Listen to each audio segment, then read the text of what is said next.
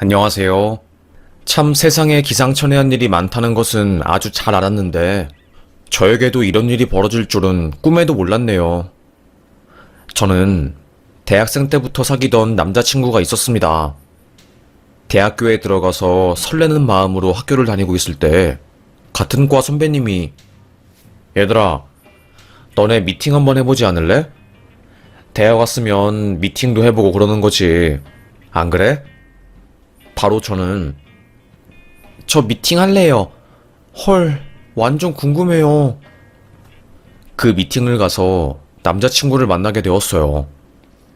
오빠는 저보다 한 살 연상이었고, 의대생이었고, 재수생이라서 같은 1학년이었죠. 서로는 첫눈에 보자마자 서로에게 빠져들었고, 정말 말도 잘 통하고, 성격이 너무 잘 맞았어요. 신기하다. 어떻게 처음 본 사이인데 이렇게 성격이 잘 맞지? 엄청 신기하네. 살면서 이런 사람 처음 봐. 오빠, 나도야. 그렇게 저희는 연애하게 되었습니다. 저는 그래도 부모님이 강원도에서 농사를 지으셔서 돈 걱정은 크게 없었어요. 우리 부모님이 일을 하시니까 먹고 사는데 문제 없었고, 저도 나름대로 알바하면 충분히 생활하는데 지장 없었죠. 하지만 문제는 남자친구였습니다. 남자친구는 소위 개천에서 용난 스타일이었어요. 우리 아빠는 알코올 중독자였어. 예전에 서울에서 패션 사업하셔서 엄청 잘 나갔거든. 그런데 사기당하시고 나서 모든 게 망가졌고, 그게 우리 아빠를 미치게 만든 거지. 술 안 마시면 잠을 못 잘 정도로 아빠를 폐인으로 만든 거야. 너무 힘들었어. 심적으로 고통스럽더라고, 나도. 그리고 동생은 동네에서 유명한 날라리였고, 그거 뒷수습하느라 엄청 고생 많이 하고, 다행인지 불행인지, 그래도 나는 공부하는 것에 비해서 성적이 잘 나와서 의대에 오게 되긴 했지만, 지금 학비도 내가 내야 하고, 아빠 병원비랑 동생 먹고 사는 비용도 과외해서 내가 다 대줘야 하는 형편이야. 남친은 굉장히 경제적으로 어려운 상황이었어요. 공부를 참 잘해서 장학금을 종종 받기는 했지만, 괴물들을 모아놓은 의대에서 장학금 받는 것은 거의 불가능할 정도로 힘든 일이었지요. 매번 받는 것도 한계가 있었고요.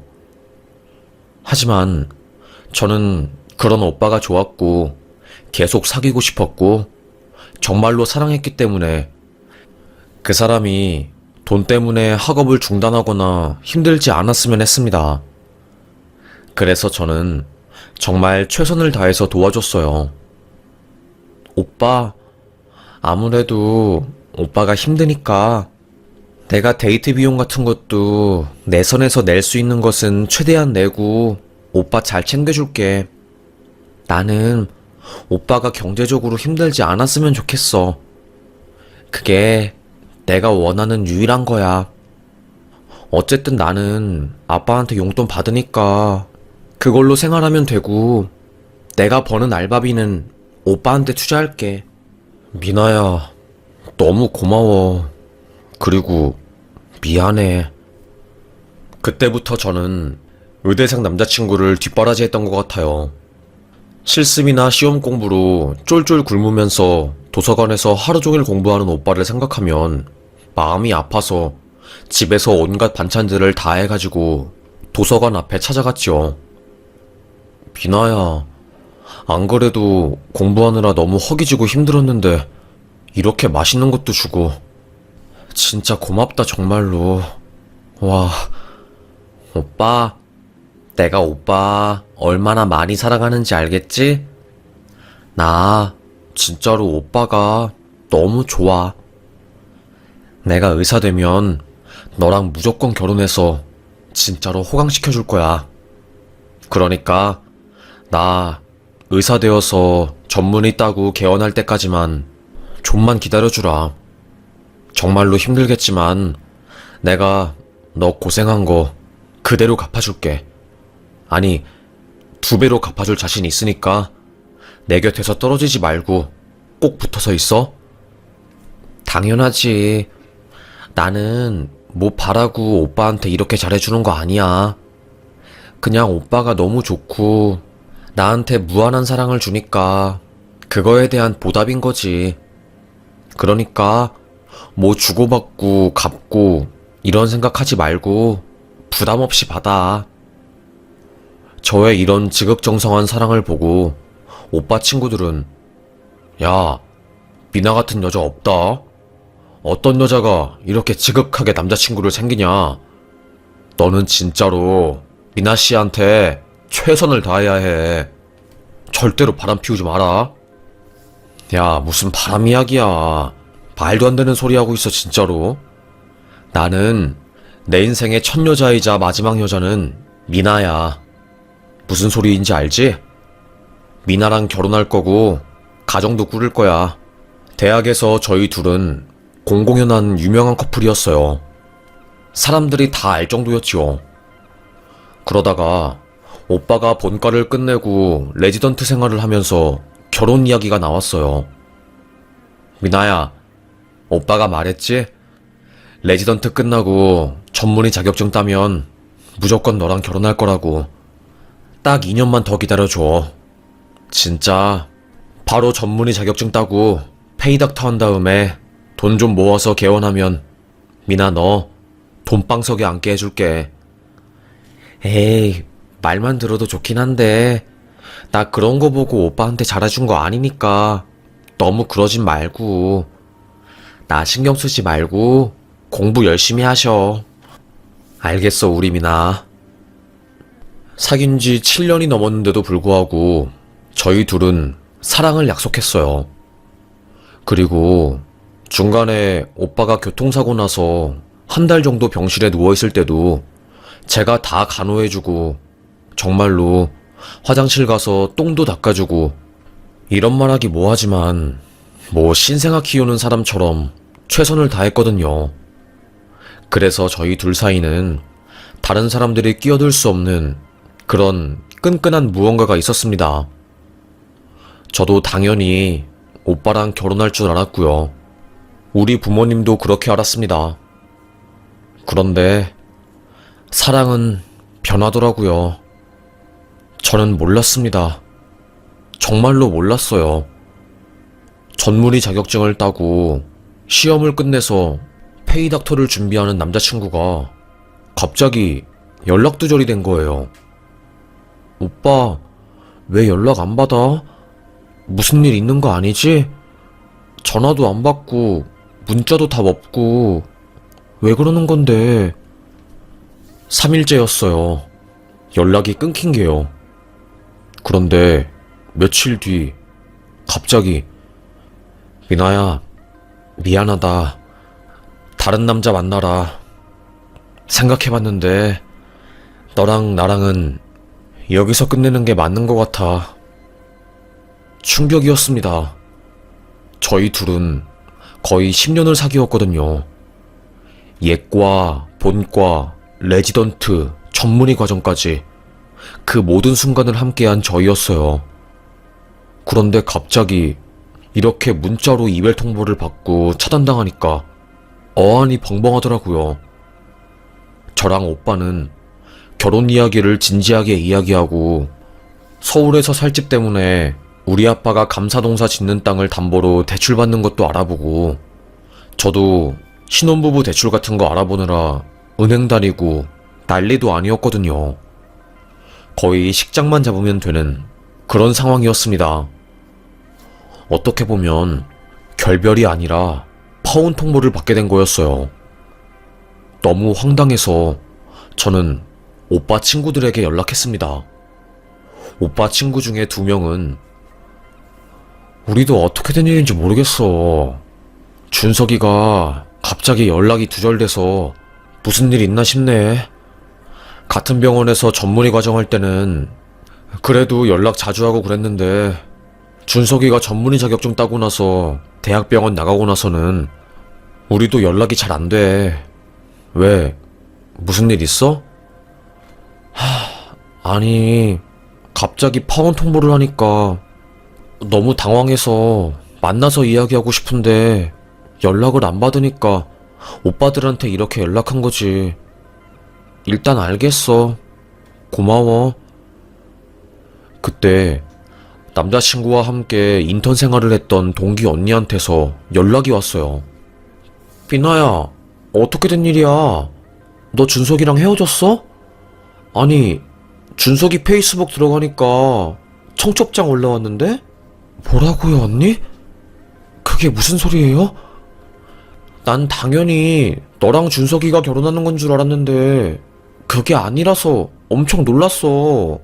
무슨 다른 여자랑 웨딩드레스 입고 찍은 결혼사진이랑 청첩장이랑 다 올라왔는데? 보여줄까? 네, 언니. 그 언니에게 사진을 받은 저는 와, 정말로 뒷골이 빡 하고 땡겼습니다.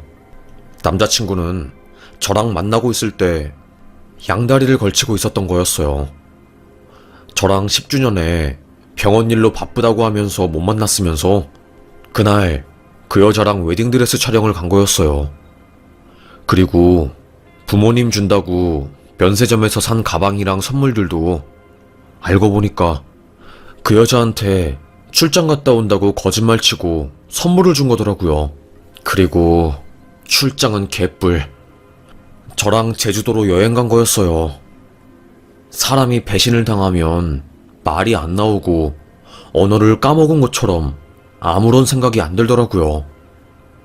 뭐라고 해야 할까요? 피가 거꾸로 솟다가 그냥 아예 무기력해진 느낌.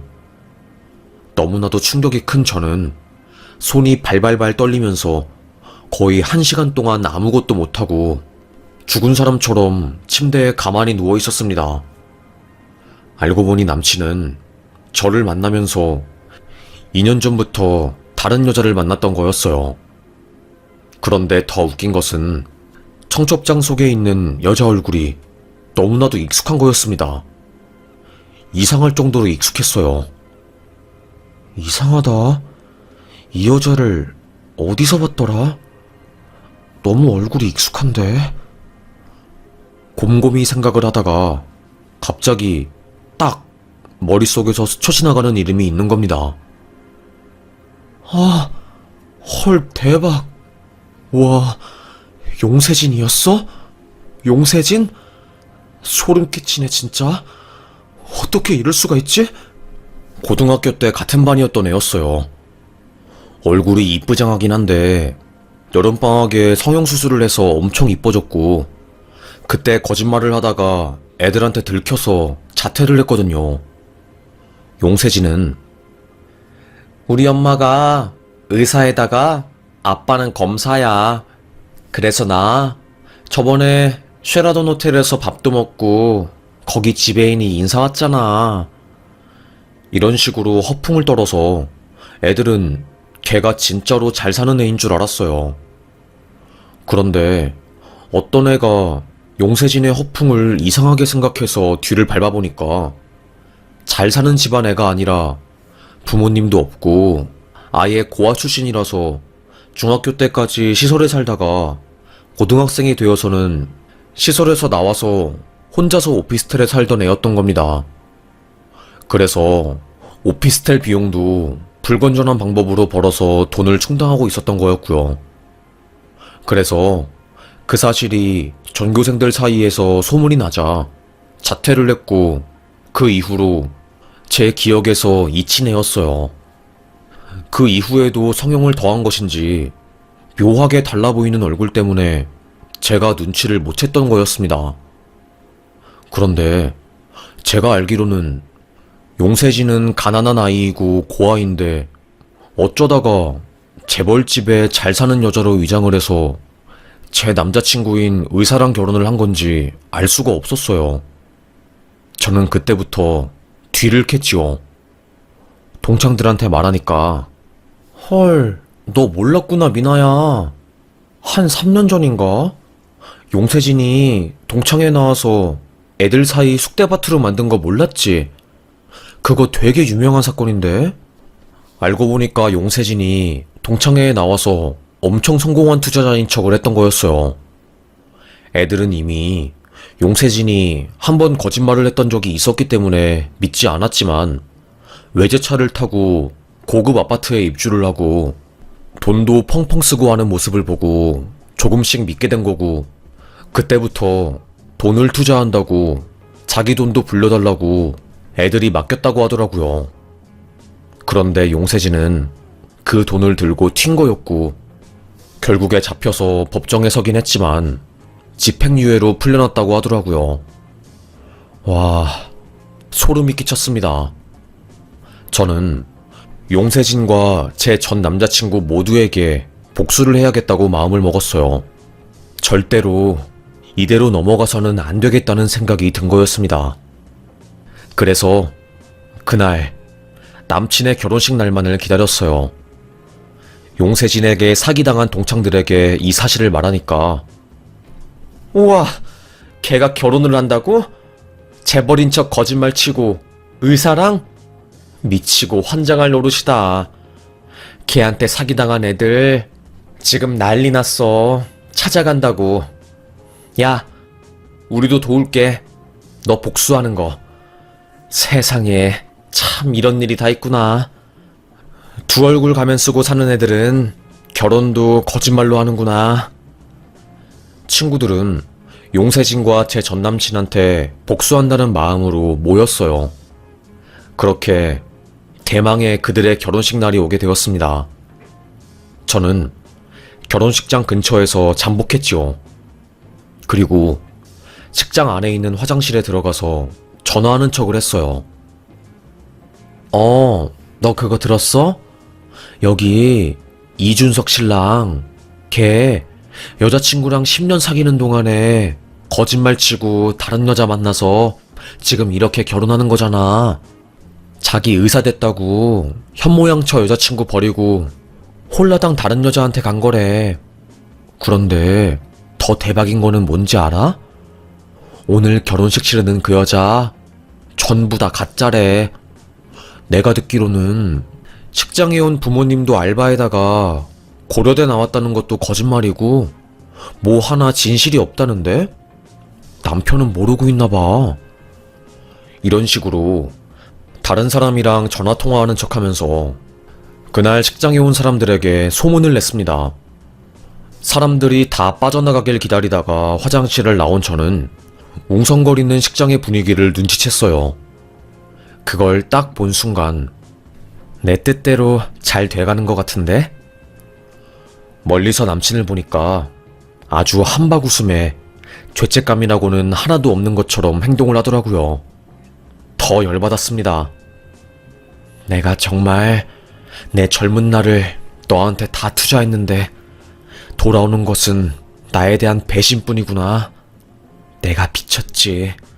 너 같은 놈이 뭐가 좋다고 뒷바라지 해준 건지. 그 시간에 내 인생에 투자나 할걸. 피눈물이 났습니다. 하지만 복수하기도 전에 눈물을 흘리기는 싫었어요. 시간이 다 되어서 신부 대기실 문이 닫히고 전남친은 식장에 들어가서 신부를 맞이할 준비를 하더라고요. 자, 용세진 신부 입장하시겠습니다. 신부 대기실 문이 다시 열리고 너무나도 화려한 그 여자가 도도하게 그리고 사람 좋은 웃음을 지으면서 식장으로 들어간 순간 사람들은 모두 환호성 지르고 난리가 났어요. 와, 신부 이쁘다. 용세진 너무 이쁘다. 진짜 대박이다. 분위기가 무르익을 무렵 제 동창들이 결혼식장에 딱 나타난 겁니다. 행진하는 신부를 가로막자 거기 하객들은 웅성거리고 난리가 났어요.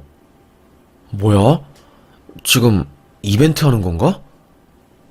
그때 동창들이 야, 용세진, 너 우리한테 사기치고 지금 이렇게 팔자 좋게 결혼할 생각하는 거냐? 꿈 깨라. 니 때문에 우리가 얼마나 힘들었는데 지옥까지 따라가서 네 실체 밝힐 거니까 그렇게 알아 하면서 애들이 꽹가리 치고 소리 지르고 결혼식장을 완전히 개판쳤어요. 하객들은 이게 뭐 하는 짓이야? 대체 무슨 짓이야? 난리가 났죠.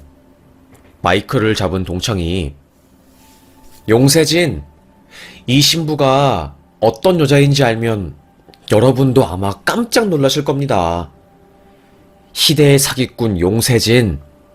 지금 신부 부모님석에 앉아있는 사람들도 실제 용세진 씨 부모님이 아닙니다.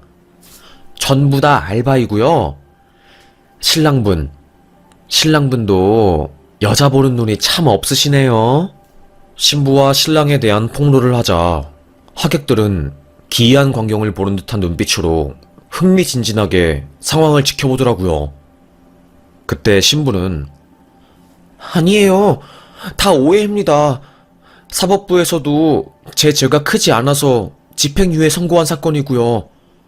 투자라는 것은 잃을 수도 있고 벌 수도 있는 거라서 제가 동창들 돈을 받은 사실은 맞지만 그걸 들고 튄 게 아니라 투자에 실패한 것일 뿐입니다.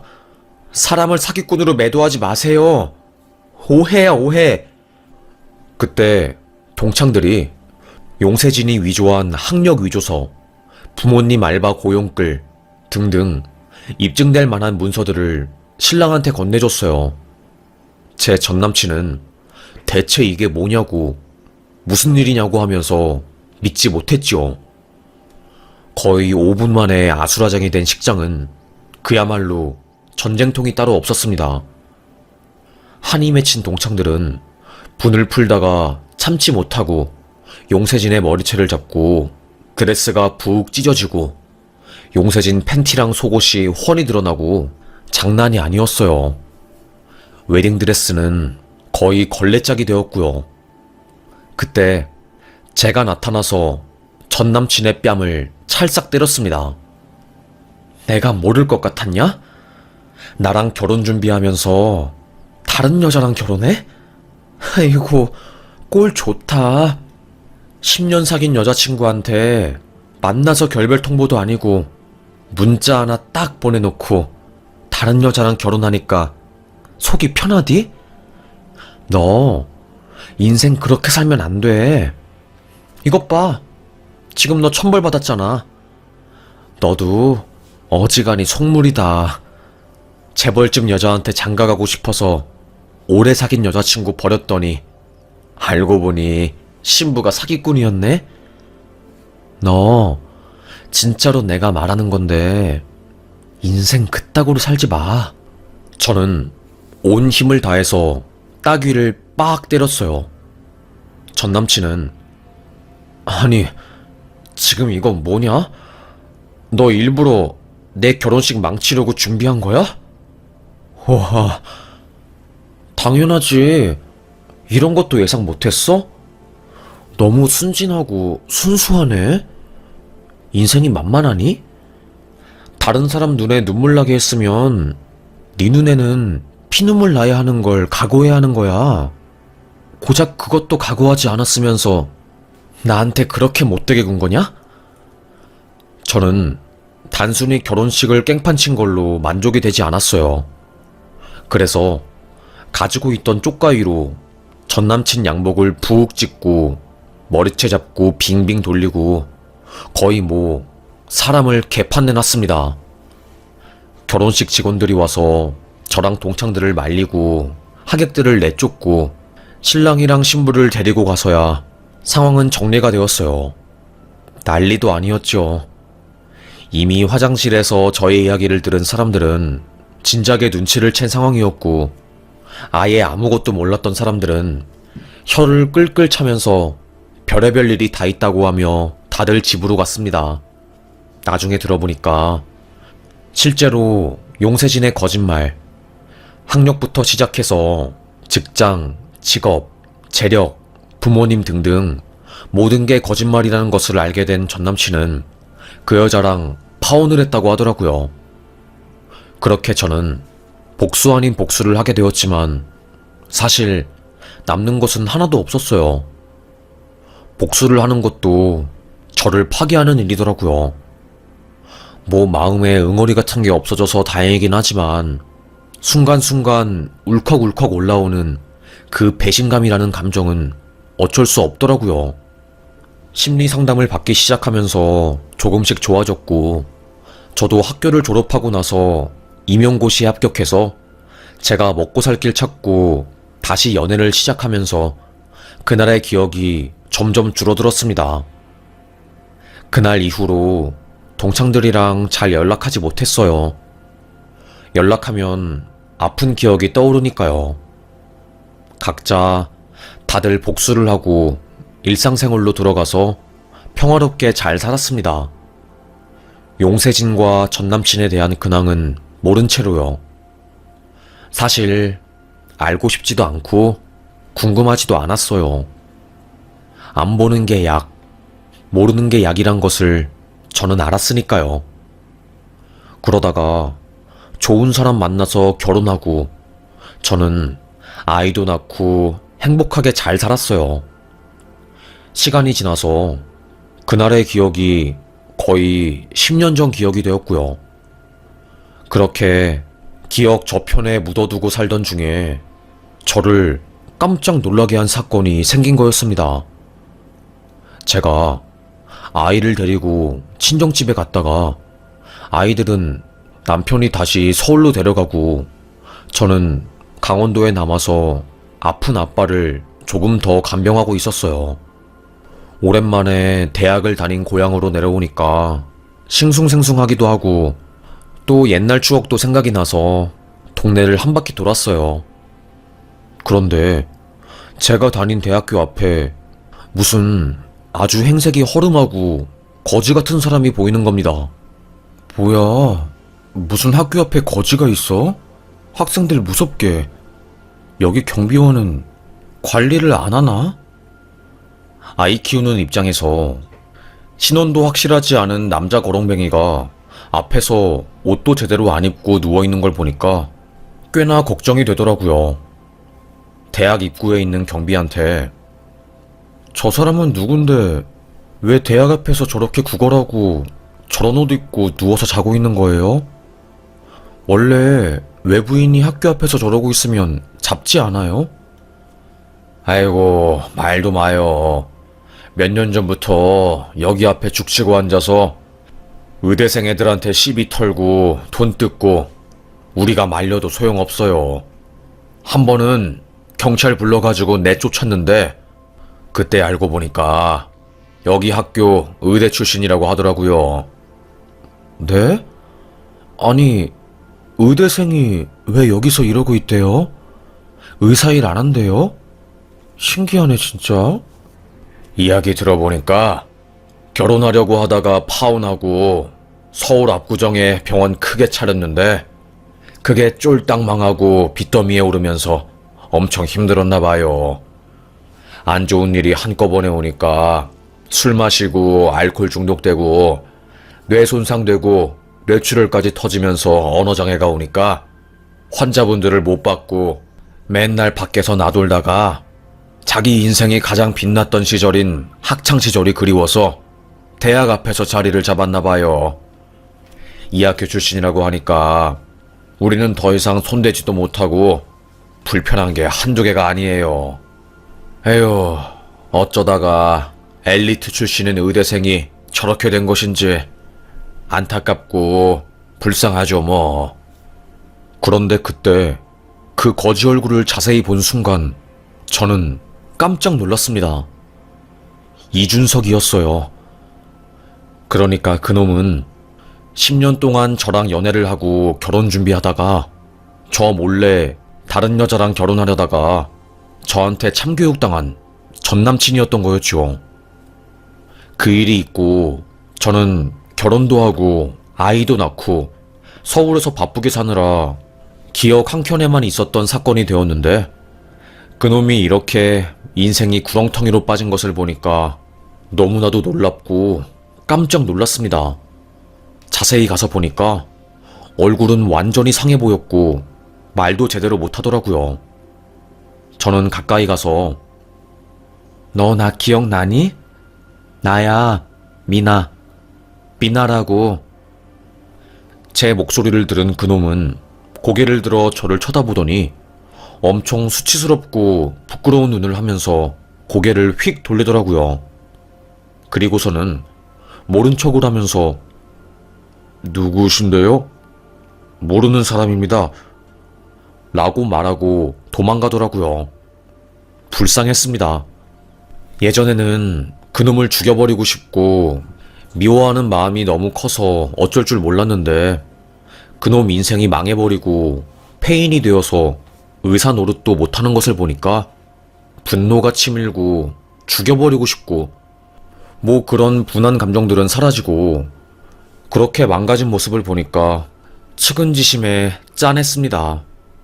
속으로 에휴, 그렇게 속물처럼 사람 배신하고 잘 살겠다고 나 버리더니 결국에 끝은 이렇게 비참하게 됐네. 안타깝다. 저는 혀를 끌끌 찼습니다. 그놈도 창피했겠지요. 못되게 굴더니 그렇게 마지막 삶이 비참한 것을 보니까 미움 감정도 안 들고 그냥 안타까웠습니다.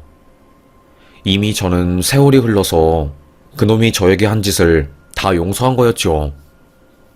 막상 그놈이 힘들게 사는 모습을 보니까 측은지심이 들 정도였습니다. 집에 가서 남편에게 이 사실을 말하니까 그러니까 인생이 그런 거 같아.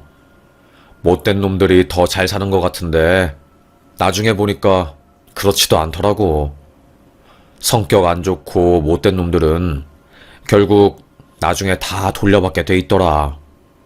주변 사람들이 앙심을, 흑심을 품고 있으니까 조금만 틈을 보이면 공격당하고 그리고 성격이 안 좋으니까 나중에 자기가 자멸하더라고.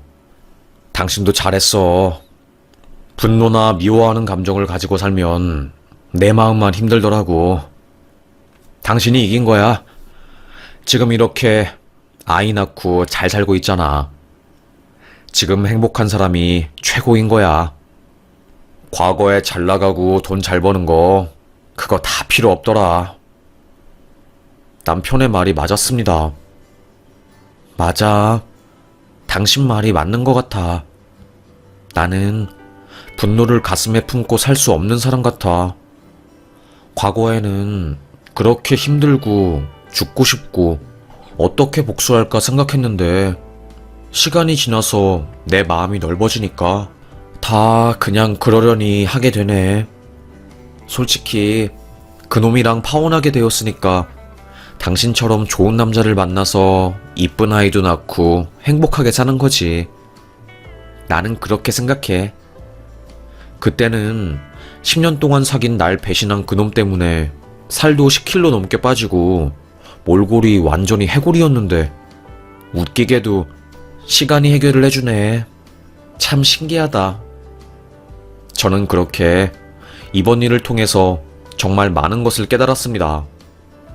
죽고 싶었던 마음과 영원히 가지고 가야 할 것 같은 그 상처들은 결국에 희미해지긴 하더라고요. 비록 완전히 사라지고 내 마음속에서 없어지는 일은 아니겠지만 결국 시간이 흘러서 그 일이 저에게 큰 도움이 되는 것은 맞는 것 같습니다.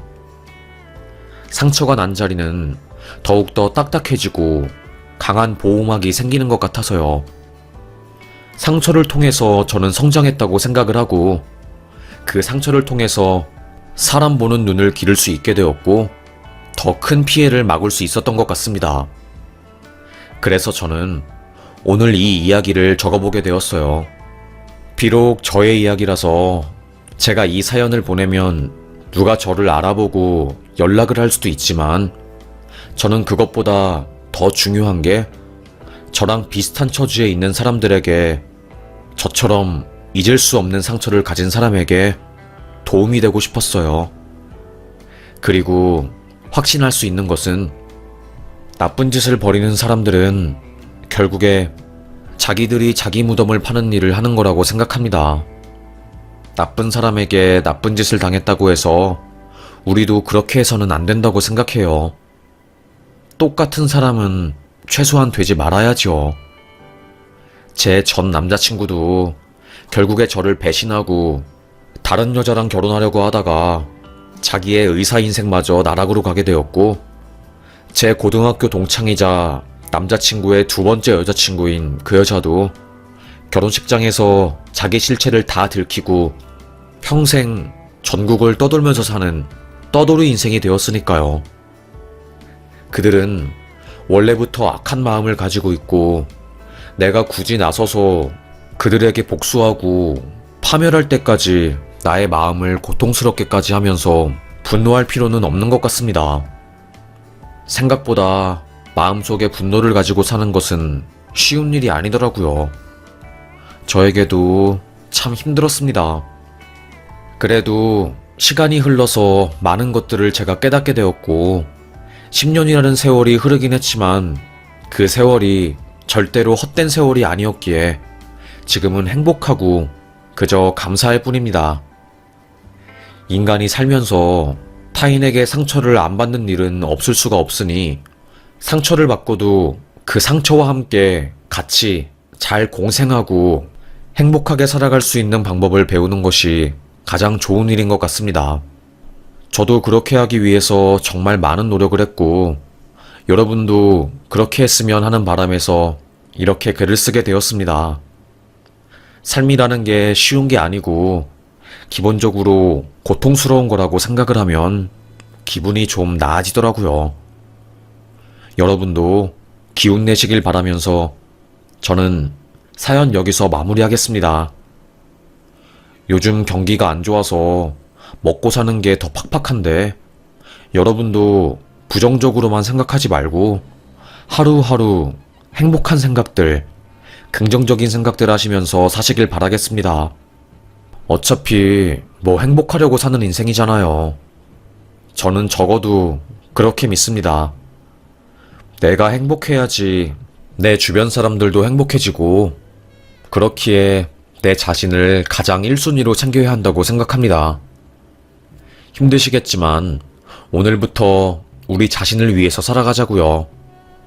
젊은 날의 나는 의대생 남친을 뒷바라지하느라 내 인생을 뒷전으로 밀어버렸지만 이제는 아니니까요. 이제는 누구의 엄마, 누구의 아내보다는 그저 나의 이름 석자를 새기면서 이 세상에서 살아가고 싶은 마음입니다. 그럼 저의 이야기를 이렇게 끝까지 들어주셔서 감사합니다. 저는 사연 여기서 마무리하겠습니다. 정말 정말 감사합니다. 안녕하세요. 제가 살다 이런 글을 쓰게 될 줄은 꿈에도 몰랐네요.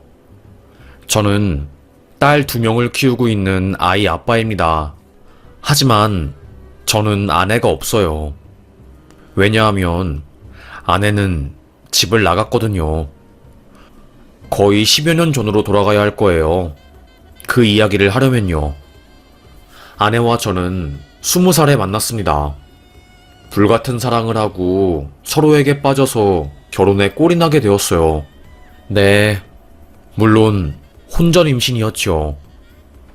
처음에는 아내가 임신했다는 이야기를 듣고 마음이 굉장히 무겁기도 하고 편치 않았어요. 내가 어떻게 해야지 이 여자를 먹여 살리고 우리 가족을 책임질 수 있을지에 대해서 자신이 없었거든요. 여보, 내가 직장도 없고 능력도 없지만 어떤 일이 있어도 당신이랑 우리 딸만큼은 지켜낼 거야. 나도 오빠 믿어. 나도 오빠가 노력하는 만큼 열심히 노력할게. 나 정말로 장담할 수 있어. 오빠를 평생 사랑하겠다고. 하지만 그 사랑 약속은 오래가지 못했습니다. 첫째를 낳고 얼마 지나지 않아서 둘째가 생겼고, 갑자기 아이가 2명이나 생겼기에 경제적으로 무척이나 힘들었어요. 저희 집이 넉넉하지 않았기 때문에 제가 할 수 있는 것은 아르바이트 뿐이었습니다. 우연히 일하게 된 고깃집 아르바이트에서 좋은 사장님을 만나게 되었고, 제가 거기서 일도 배우고 상대적으로 높은 시급을 받으면서 직원처럼 일하게 되었지요. 여보, 이번에 사장님이 월급 올려준다고는 했는데 정말 쉽지가 않네. 미안해. 내가 더 돈 많이 벌어와야 했는데 그러지 못해서. 나름대로 최선을 다하고 있는데 이번 달에 기저귀랑 분유값도 힘들겠다.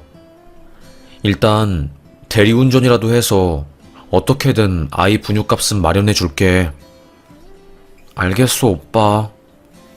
그런데 조금씩 아내의 행동이 변하는 게 느껴졌어요.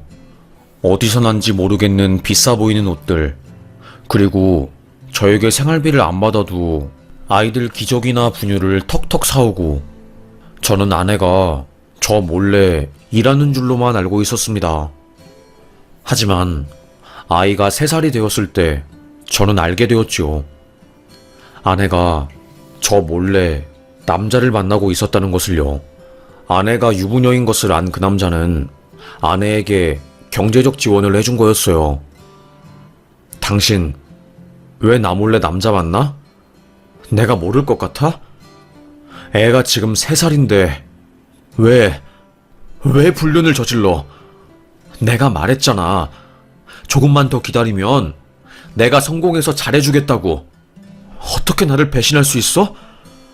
나 하루에 4시간 자면서 일해. 그 사이에 나 몰래 불륜 저지른 거라고? 그럼 당신이 돈 많이 벌어오든가. 나는 언제까지 이렇게 구질구질하게 살아야 하는데? 애들 분유 살 때도 돈 때문에 벌벌거리고. 나는 그런 내가 너무 싫어. 고통스럽다고. 이렇게 살기 싫어. 이렇게 살 바에 그냥 죽는 게 나을 것 같다는 생각을 해. 나도 살고 싶어. 나도 살고 싶다고. 애들 키우는 것도 너무 힘들어. 그냥 옥상에 올라가서 확 떨어지고 싶어. 너무 힘들어. 아내의 감정적인 말에 저는 아무 말도 하지 못했습니다. 고개가 절로 숙여졌어요. 사실 아내의 말에 틀린 말은 없었어요. 제가 돈을 못 벌어서 아이들 키우는 데 지장이 있는 것은 사실이었고, 애들 먹여 살리는 것도 힘든 상황이었으니까요. 좋은 아빠는 아니었지요. 그래도 착한 아빠, 책임감이 있는 아빠가 되려고 매일 3탕이나 뛰면서 일을 했는데 돌아오는 것은 아내의 불륜. 그렇게 다툰 이후로 아내는 집을 나갔고 저는 딸 2명을 등에 업고 일을 할 수밖에 없었습니다. 다행히 막내는 시설에서 돌봐주어서 제가 크게 신경을 안 써도 되었지만, 그래도 너무나도 고통스러운 것은 어쩔 수 없는 사실이었습니다. 사정을 알게 된 고깃집 사장님이 진모야, 너 돈 좀 모아둔 거 있지? 너도 자식이 2명인데 언제까지 알바만 할 수 없잖아. 내가 신림 쪽에 고깃집을 하나 더 창업하려고 하는데 네가 거기 가서 매니저로 일해라.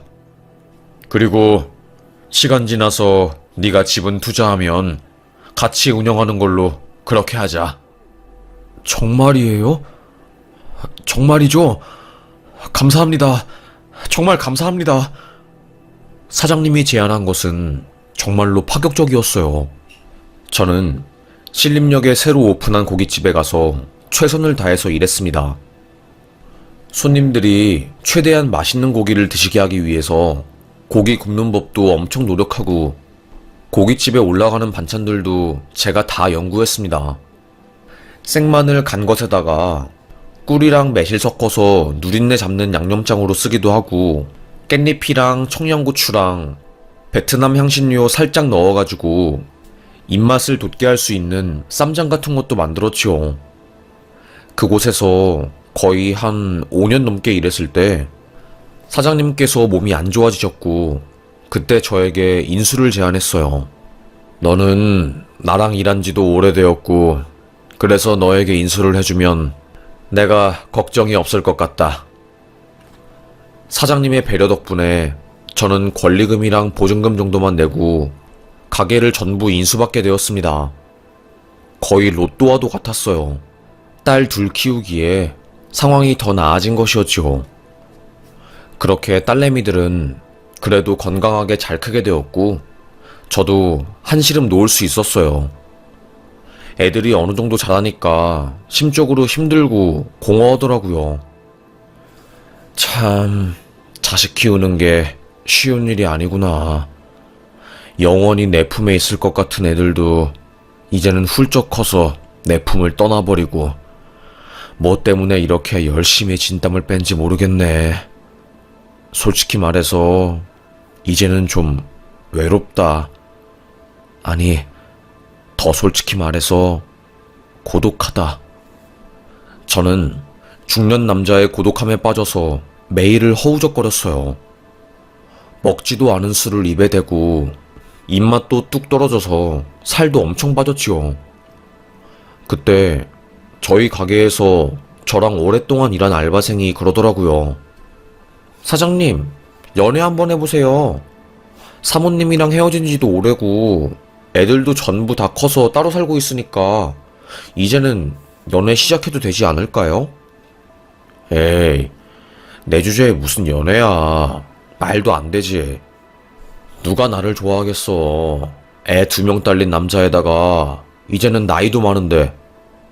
뭐 내세울 거는 딱 하나 있네. 그나마 경제력이 좀 좋아진 거? 요즘 가게가 잘 돼서 돈 많이 버는 거? 아이 참, 사장님, 자신감 가지세요. 그런 조건들이 사장님이라는 사람을 더 좋게 만드는 거예요. 애들 2명 책임진 사람이었잖아요. 그러니까 혼자서 아이 키운다는 사실은 사장님이 더 책임감 있는 사람으로 보이게끔 해주는 거고, 나이가 많은 것은 진중한 매력이 있다고 볼 수 있으니까 긍정적으로 생각해요. 직원의 말을 듣고 저는 고개를 끄덕였습니다. 너 천사냐? 어떻게 말을 그렇게 이쁘게 해주냐? 하여튼 뭐 그리 말해주니 기분은 좋네. 고맙다. 사장님, 저는 진심이에요. 직원이 저보고 연애를 하라는 말에 순간 혼란스러워졌지요. 사실 오랫동안 연애하고 싶다는 마음이 있긴 했거든요. 그런데 상황이 있으니까 감히 여자를 만날 생각을 하지 못하고 있었거든요. 그러면 직원 말대로 정말로 조금씩 연애 시장에 뛰어들어 볼까? 그런데 호랑이도 제 말하면 온다고 저희 가게에 굉장히 어린 20대 초반 아이가 아르바이트생으로 들어오게 되었습니다. 그 아이 때문에 제 인생이 뒤집어지고 저희 고깃집이 난리 나고 정말 역대급 일이 생겼죠. 그 아이는 굉장히 예뻤어요. 쌍꺼풀은 없지만 빨려 들어갈 것만 같은 깊은 눈, 그리고 오똑한 코에 생기 있는 입술은 눈길을 끌었죠. 그리고 성격도 활발했어요. 자세히 들어보니까 할머니랑 함께 살다가 할머니가 돌아가신 이후로 혼자 살게 되면서 이런저런 알바를 섭렵한 것처럼 보이더라고요. 처음부터 그 아이가 여자로 보이는 것은 아니었어요. 저도 양심이라는 게 있는 사람이었으니까요. 그런데 손님들이 사장님, 알바생 잘 뽑았네. 싹싹하고 얼굴도 이쁘니 알바생 얼굴이라도 한 번 더 보고 싶어서 자꾸 오게 된다니까. 그런가요? 아이고, 아주 그럼 우리 가게에 복덩이가 들어온 거네요. 손님들이 알바생이 이쁘다고 칭찬하고 덕분에 가게에 온다고 말을 하니까 저도 기분이 좋아졌습니다. 그리고 그 아이에게 한 번 더 눈길이 가게 되고 그랬어요.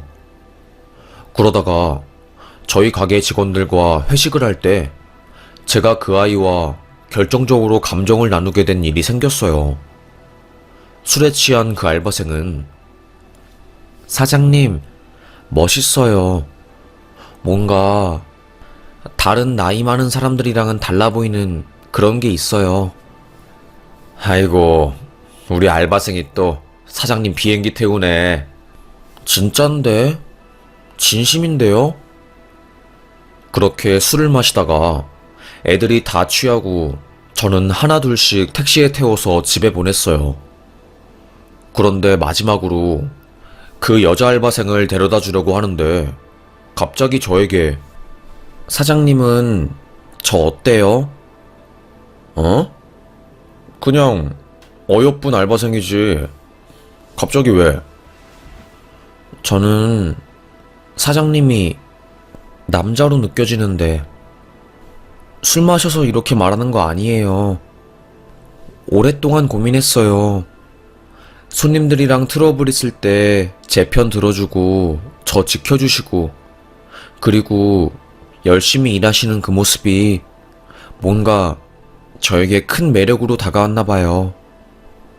그리고 제 볼에 뽀뽀를 한 거였습니다. 저는 깜짝 놀랐어요. 너무 놀라서 아무런 말도 못했고 온몸이 굳어지는 듯한 그런 기분이 들었죠. 뭐야? 그렇게 다음날 그 알바생은 아무렇지 않게 출근해서 일을 했습니다. 저는 설마 기억 못하는 건가? 술 취해서 실수로 한 행동이겠지? 뭔가 마음이 찝찝하고 무거웠어요.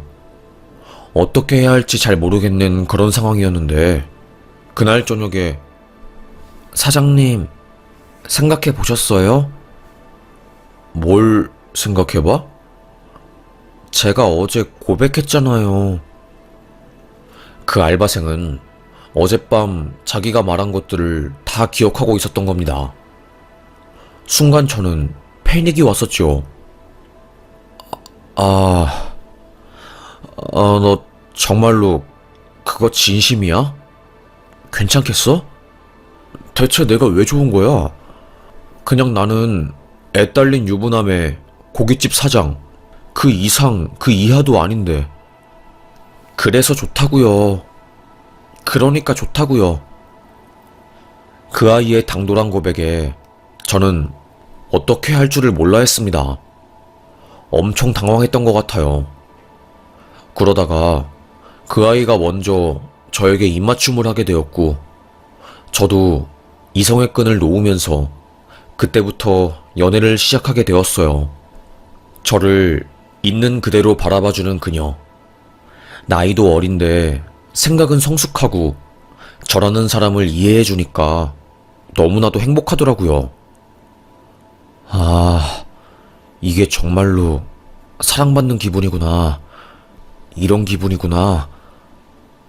그래서 저는 그 아이에게 하늘의 별이라도 따다주고 싶었어요.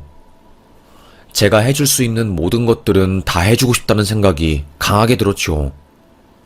그래서 주말이면 그 아이와 함께 마트에 가서 장을 보고 반찬 같은 거를 사서 그 아이 냉장고에 채워주고 배가 고프면 바로 달려가서 밥도 해주고 뭐 거의 남자판 우렁각시처럼 살았습니다. 그러다가 재혼 이야기가 나오게 되었고 그 아이가 나도 할머니 돌아가시고 나서 외로웠어. 사장님, 아니 오빠랑 함께 살고 싶어. 오빠 자식들만 허락해주면. 저는 그때 결심했죠. 그래, 이렇게 이 여자가 나를 믿고 사랑해주는데 나도 자식들에게 용기를 내야지. 아빠 여자친구 생겼다고 재혼 허락해달라고. 자식과 비슷한 나이대인 사람을 여자친구로 데리고 온다는 것에 대한 죄책감, 그리고 양심에 찔리는 것 같은 그런 기분이 들었지만 그때는 사랑이 우선이었습니다. 이 사람을 위해서라면 불구덩이에도 뛰어들 수 있다는 그런 확신이 들었어요. 그렇게 저는 자식들에게 말했어요. 아빠, 여자친구 생겼다. 아빠가 너네들 키운다고 오랜 시간 혼자 지내고 그랬는데 이제는 너네가 출가하고 나니까 씁쓸하고 외롭기도 해서 아빠도 짝을 찾아서 떠나고 싶다. 이제는 행복하게 살고 싶어. 말년에는 외롭지 않고 행복하게 살고 싶다. 딸들은 제가 여자친구가 생겼다는 말에 엄청 좋아했어요. 당연하지, 아빠. 아빠도 이제는 아빠 인생, 아빠가 아닌 남자로서의 인생 살아야지. 그러면 여자친구 우리한테 소개해줘. 그때까지만 해도 저는 애들한테 제 여자친구 나이를 밝히지 못했어요. 띠동갑이 넘었으니까 저도 양심에 찔려서 쉽사리 말하지는 못하겠더라고요. 그래서 직접 만나서 이야기를 나누고 말을 하려고 했죠. 날짜를 잡았습니다. 어떻게 보면 상견례 같은 느낌이었죠. 가슴이 두근두근 거렸습니다. 여자친구에게 딸들과 한번 만나자고 이야기를 하고 날짜와 장소를 잡았어요. 시간이 흘러 딸들에게 여자친구를 소개해주는 날이 오게 되었고, 저는 택시를 타고 그 장소에 가고 있었습니다. 저희 집에서 거의 1시간 정도 걸리는 곳이었으니까요. 아니, 손님은 무슨 일이 있길래 입이 귀에 걸리셨습니까? 엄청 좋은 일이 있으신가 봐요. 나이 불혹 앞두고 새장가가게 생겨가지고 제가 아주 신이 났나 봅니다. 그게 티가 나나 봐요. 그럼요. 제가 운전하면서 얼마나 많은 손님들을 보는데 이제는 얼굴만 봐도 느낌이 딱 옵니다. 어떤 손님은 근심 걱정으로 가득 찬 얼굴, 어떤 손님은 화로 가득 찬 얼굴. 제가 이제는 관상학 박사를 해도 될 정도로 얼굴만 봐도 딱 느낌이 와요. 그런데 오늘 제가 딸들을 만나러 가는데 여자친구가 딸들이랑 나이 차이가 많이 나지 않아서 걱정이네요. 아이고, 나이 차이가 손님이랑 많이 나시나 보네요. 매력이 얼마나 넘치시길래 어린 여자분이. 아유, 이거 아닙니다. 그런데 웃음이 나오는 건 어쩔 수가 없네요. 여자친구 얼굴 보여드릴까요? 팔불출 같긴 한데. 핸드폰을 꺼내서 그 택시기사한테 여자친구 얼굴을 보여준 순간 환하게 웃던 택시기사 얼굴이 어둡게 변하는 겁니다. 손님이 만나는 여자가 이 여자라고요? 네. 무슨 일이라도 있습니까? 무슨 문제라도 있는 건지. 그때 택시기사가 저에게 이름이 현숙 아니에요? 현숙이? 저는 너무 놀랐습니다. 아니, 제 와이프 될 사람 이름은 어떻게 하신 겁니까? 아니, 어떻게 이름 하신 거지? 와, 진짜 여우가 따로 없네. 이 여자 당장 버리고 파혼하세요. 소름 끼치네.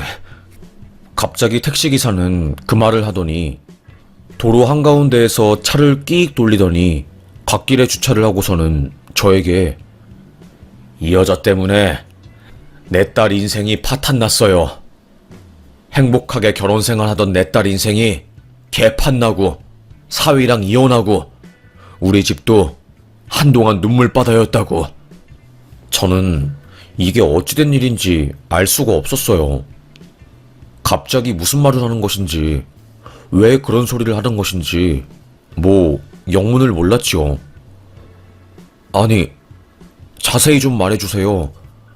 현숙이가 뭐가 어쨌길래. 알고 보니 제 여자친구는 저를 만나기 전에 미용학원을 다녔던 거예요. 그 미용학원 사장님이 택시기사분의 사위였고 거기서 제 여친과 그 사장님이 불륜을 저지른 거였죠. 그 학원에서 유명했나봐요.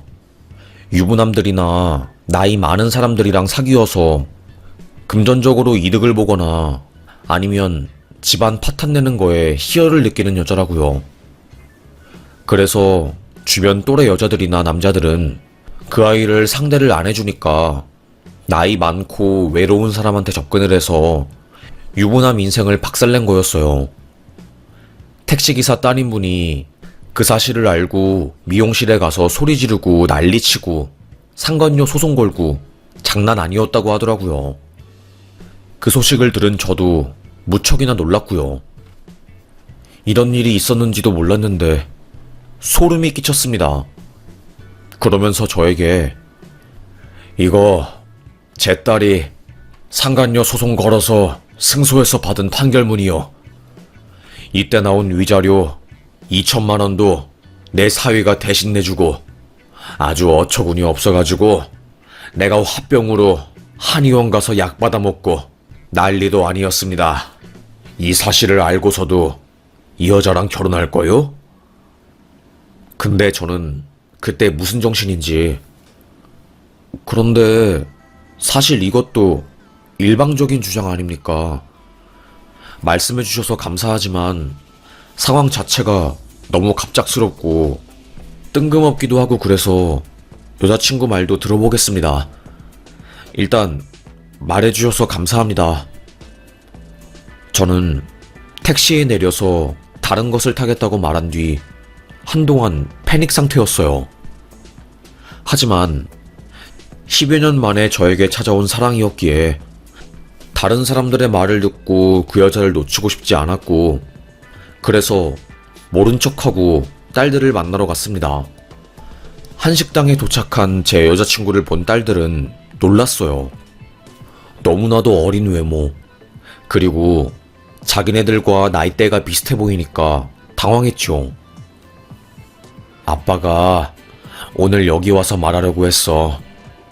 사실 너네들이랑 나이 차이가 별로 안 난다. 그렇지만 사랑은 숫자를 이길 수 있다고 생각해서 이렇게 소개를 한 거야. 딸들의 표정은 굳어졌습니다. 뭐 그날 거의 밥이 코로 들어가는지 입으로 들어가는지도 모른 채로 그렇게 만남은 마무리되었고 그날 집에 가자마자 딸들이 아빠, 그래, 사랑하는 것은 좋아. 그런데 우리가 보기에 그 여자 인상이 진짜 너무너무 안 좋아. 안 만나면 안 돼? 아니, 만나더라도 결혼은 하지 마. 그래, 아빠. 사람 볼 줄 모르는 내가 봐도 그 여자 이상해. 얼굴은 이쁜데 눈빛이 좋지가 않아. 뭐라고 해야 하지? 뭔가를 숨기고 있는 여자 같아. 하지만 저는 사랑에 빠지고 콩깍지가 씌었기 때문에 아무런 말도 들리지 않았어요. 너네들이 그 여자를 아직 잘 몰라서 겉모습만 보고 판단하는 것 같다 라면서 쉴드를 쳐주었죠. 그렇게 저는 모두의 반대를 무릅쓰고 그 여자와 사랑을 지속해 나갔습니다. 재혼식은 미루어졌어요. 그런데 일이 터지고야 말았지요. 저와 친하게 지내는 알바생이 저에게 갑자기 사장님, 이거를 진짜 말해야 하나 말아야 하나 어떻게 하지? 왜? 무슨 일인데 진모야? 아니, 현숙이에 대해서 말 안 한 게 있는데 사실 걔가 들어오고 나서 저희 정산금이 조금씩 마이너스가 났거든요. 그래서 제가 CCTV 돌려보니까 현숙이 걔가 마지막에 마감하고 정산할 때 10만원씩 빼더라고요. 뭐? 그래? 그럴 나이가 아닌데. 네, 저도 현숙이랑 사장님이 진지하게 만나고 있다는 것을 알고 있으니까 이 상황을 그냥 부정하려고 했는데 안 되겠더라고요. 그래서 그냥 참았는데 이제는 안 될 것 같아요. 어젯밤에 현숙이랑 술 마시는데 현숙이가 저에게 갑자기 뽀뽀했어요. 제가 좋다면서요. 그 말을 들은 순간 저는 패닉이 왔어요. 한번 바람 피우는 여자는 그 버릇을 고치기 힘들다더니 사장인 저랑 재혼을 약속하고서도 가게에 있는 돈을 훔치고 알바생들한테 스킨십하고 양다리를 걸치려고 한 거였습니다. 결국 저는 참을 수 없었어요. 여자친구를 불렀지요. 내가 이런 말 하기 싫었는데 예전에 너 상간녀 소송 걸린 적 있니? 라고 물으니까 여자친구는 엄청 당황했습니다. 아니, 그게 무슨 소리야? 진심으로 말하는 건데 오해야. 아니라고. 소송 걸린 적은 있지만 나 진짜로 억울해. 정말로. 억울해? 그러면 왜 어젯밤에 술 마시고 진모한테 뽀뽀하고 숙박업소 가자고 하고 그동안 나 몰래 가게에서 돈 빼돌렸어? 제가 이 말을 하니까 그 여자는 아무 말도 못하더라고요. 나에게 오랜만에 찾아온 사랑이라서 내가 널 믿고 온 마음을 다 주려고 했는데 거짓말이었구나. 됐다. 우리 만나지 말자. 아니 오빠, 오해라고. 아니라고. 그냥 어젯밤 일은 내가 술 마시고 실수한 거고 상간녀 소송은 진짜로 나도 억울해. 유부남인지 모르고 만난 거라고. 하지만 저는 그녀의 변명이 들리지 않았어요. 그렇게 그날 그녀와 헤어졌습니다. 딸들에게도 말했지요. 딸들, 너네들 눈이 정확하다. 아빠 그 아이와 헤어졌어. 지금 생각해보니까 잘한 일 같아. 아빠 잘했어. 더 좋은 여자 만날 수 있을 거야. 오늘 우리가 아빠 가게 놀러 갈게. 마감하고 나서 아빠 가게에서 술 한잔 마시자. 딸들이 오랜만에 가게에 놀러 온다니까 신이 났습니다. 안 그래도 그날은 가게 휴무날이었고 그 전날 깨끗하게 청소를 했기 때문에 저는 밤 11시쯤에 거기에 갔어요. 딸들과 만나서 가게에 들어갔지요. 그런데 가게 문을 연 순간 누군가 가게 안에서 움직이는 소리가 들리는 겁니다. 뭐야? 방금 안에 누가 움직이는 소리 들리지 않았어, 아빠? 이상하다. 오늘 가게 쉬는 날이라서 누가 올 사람이 없는데 이상하네. 저와 딸은 긴장한 채로 가게 안에 들어갔습니다. 제가 대충 가게를 둘러봤을 때 사람은 없었어요. 그래서 저는 우리가 잘못 들었나 봐. 그때 작은 딸이 소리를 지르는 겁니다. 저는 깜짝 놀라서 왜? 무슨 일인데? 무슨 일 생겼어? 왜 그래? 계산대 밑에 있는 탁상에 그 여자가 숨어 있었던 거였어요. 뭐야? 너 여기서 뭐해? 미쳤어? 전 여자친구는 손에 돈 뭉치를 들고 있었어요.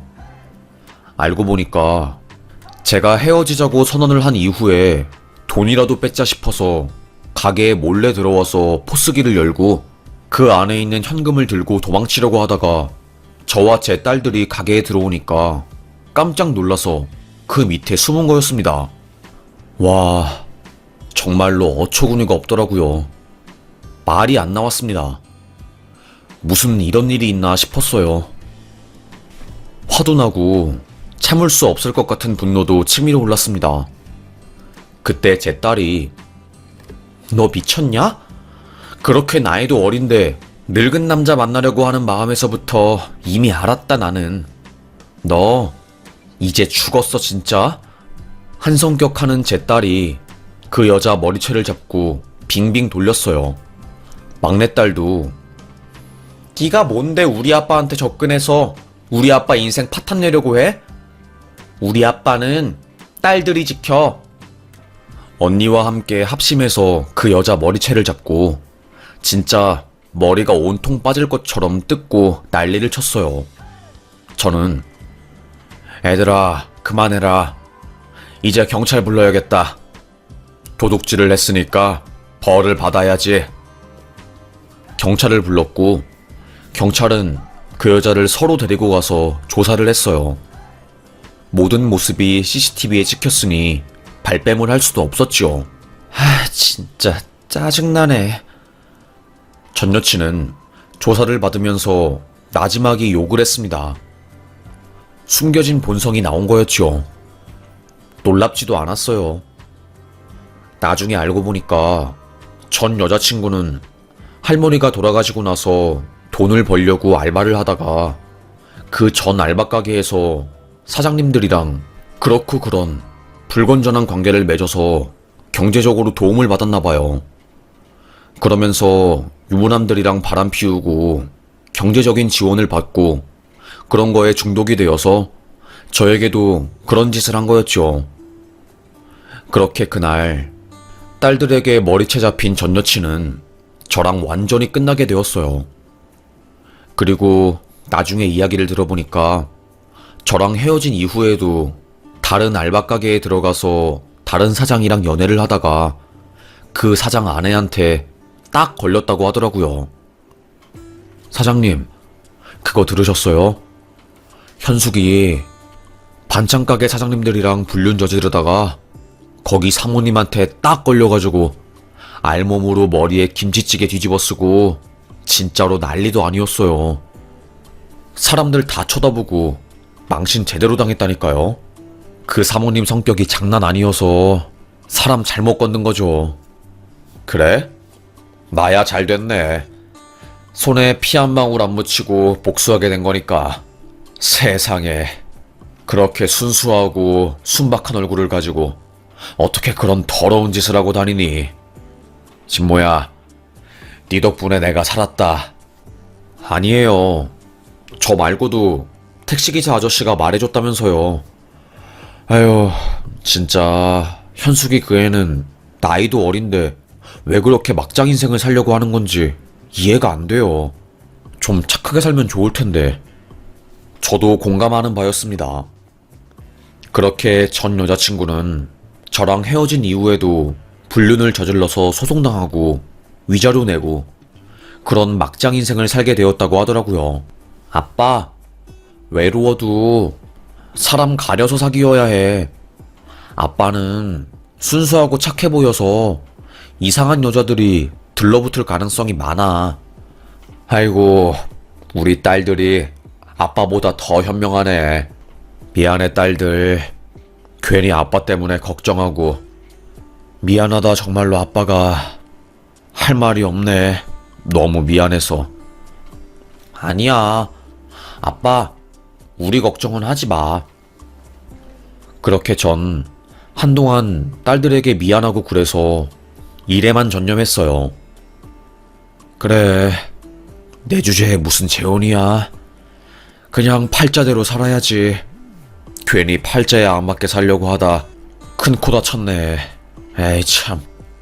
다시 고깃집 운영에만 전념했습니다. 그런데 그런 저에게도 사랑이 다시 찾아왔어요.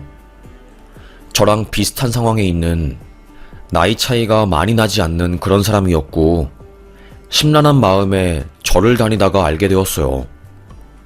그렇게 그 여자를 만나서 지금은 행복하고 소소하게 감사한 마음으로 인생을 살고 있답니다. 집신도 제 짝이 있다더니 저에게도 짝이 다 있나 봐요. 이번 일을 겪으면서 깨달은 것은 정말로 최대한 나이 차이 적게 또래들이랑 만나는 게 맞는 거구나 라는 생각을 하게 되었습니다. 너무 나이 차이가 심하게 나거나 재력이나 이런 게 차이가 나면 나중에는 트러블이 나는 것 같아요. 분수대로 사는 게 맞다는 말이 이번 사건을 통해서 뭔지 절절하게 깨닫게 되었습니다. 참 쉽지 않았어요. 하지만 시간이 지나니까 상처는 아물긴 하더라고요. 다시 용기를 내서 사랑을 시작한 저. 이제는 조금 행복한 것 같습니다. 아이들 키우느라 내 젊은 시절 다 보내고 매일 눈물바다에 참으로 많이 힘들었는데 이제는 조금 행복해진 것 같아요. 이렇게 사는 매일이 행복하고 감사하고 그러네요. 여러분도 저의 이야기를 들어주셔서 정말로 감사합니다. 살아보니까 아무리 힘들어도 그 상황을 회피하지 않고 한 발자국씩 나아가려고 하면 다 길이 생기더라고요. 정말 그게 맞는 것 같습니다. 지금도 힘들어서 안 좋은 생각을 하시는 분들이 있을 텐데, 제가 말해드리고 싶은 것은 반드시 봄날은 온다는 거예요. 저도 전처에게 버림받고 또 새로 사귄 여자친구에게 사기당하고 그랬지만, 이제는 좋은 사람 만나서 이쁜 사랑하고 있으니 이 사람을 만나기 위한 여정이었다고 생각하고 있어요. 그렇게 생각을 하니까 마음이 편해지고 감사해요. 그리고 혼자서 아이들 키우는 이 세상의 모든 부모님들께 대단하다고 말하고 싶습니다. 저도 혼자서 딸 둘 키운 아빠였기 때문에 그 고통과 어려움을 아주 잘 알고, 그래서 공감이 되고 저의 이야기들을 꺼내면서 공감을 얻고 싶더라고요.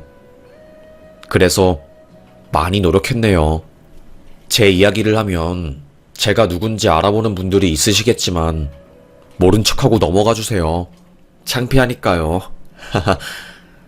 평소에 이 채널 영상을 보면서 공감도 되고 사람 사는 이야기가 재밌어서 많이 듣고는 했는데, 저도 용기를 내서 사연을 적어보게 되었습니다. 우리 모두 한 번 사는 인생이니까 힘내서 잘 살아봐요. 그럼 저는 여기서 사연 마무리하겠습니다. 지금까지 들어주셔서 너무너무 감사합니다.